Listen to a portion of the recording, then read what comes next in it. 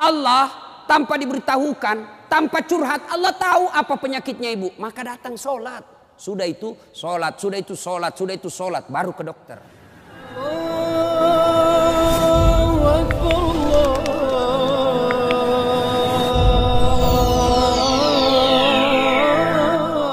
Saya sudah sholat Ustaz. Kenapa hidup saya masih susah? Berarti sholatnya belum sempurna. Ada yang di sini sakit ibu, asam urat, gula, kecil buat Allah sembuhkan itu. Kecil. Apa susahnya Allah sembuhkan penyakit itu? Kecil. Cuma kadangkala ketika kita sakit kita lupa Allah. Kita lebih senang ke dokter. Emang dokter yang sembuhkan penyakit? Ya. Mohon maaf kalau ada dokter di sini. Sampai detik ini saya belum pernah ketemu dokter yang hebat. Kenapa? Begitu saya ke dokter, saya juga yang kasih tahu penyakitku. Iya toh? Assalamualaikum dok. Waalaikumsalam Ustaz. Masih sini Ustaz. Kenapa Ustaz? Menceret-menceret dok. Mules terus perutku dok. Kenapa bisa? Dalam hatiku, ya urusanmu dong. Kalau kau dokter. Masa saya kau tanya? Yang hebat kalau baru muncul, Ustadz pasti mencret. Itu yang hebat. Tapi kan tidak. Allah tanpa diberitahukan, tanpa curhat, Allah tahu apa penyakitnya ibu. Maka datang sholat. Sudah itu sholat, sudah itu sholat, sudah itu sholat. Baru ke dokter. Ayo perbaiki sholat ibu. Tidak ada susahnya Allah kasih dunia.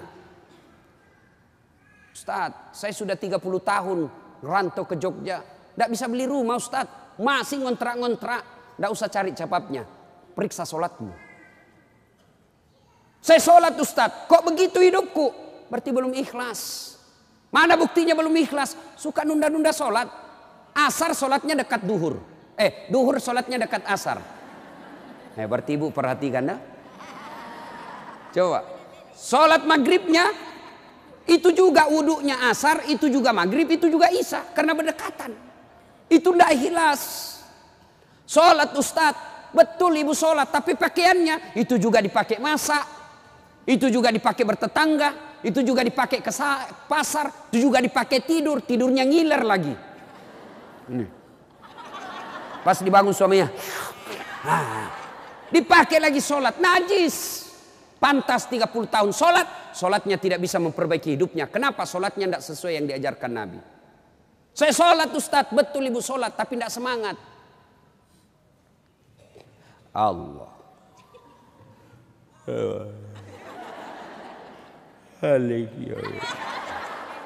Iya kena.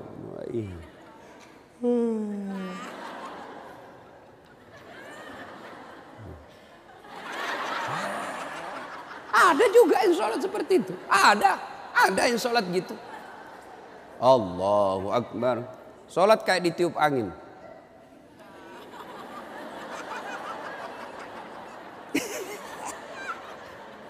Ayo, ada juga yang sholat semangat. No.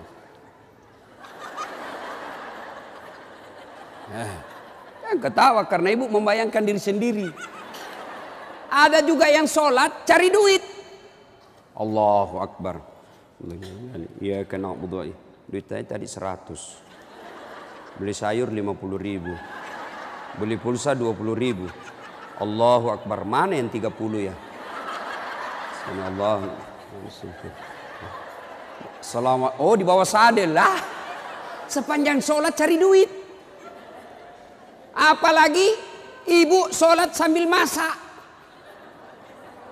Canggih betul ini. Allahu Akbar. Tiba-tiba bau hangus. Allahu Akbar. Pantas 30 tahun sholat. Maka majelis taklim yang baik, majelis taklim yang faedah, majelis taklim yang manfaat, ada perubahan setelah dia ikut majelis taklim. Mungkin sebelum majelis taklim seperti itu sholatnya, pulang majelis taklim tidak seperti itu lagi.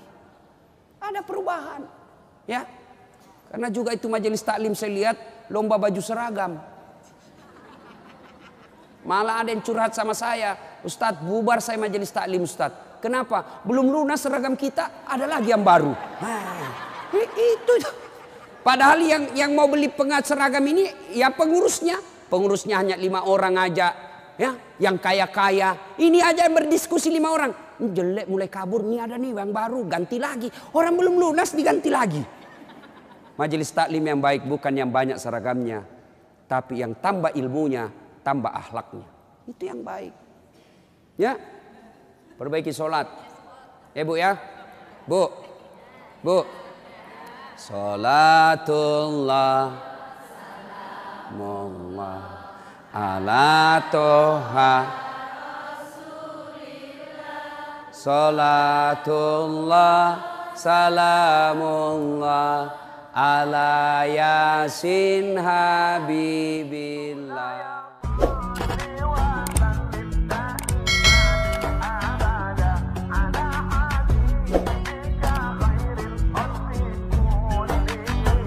Maula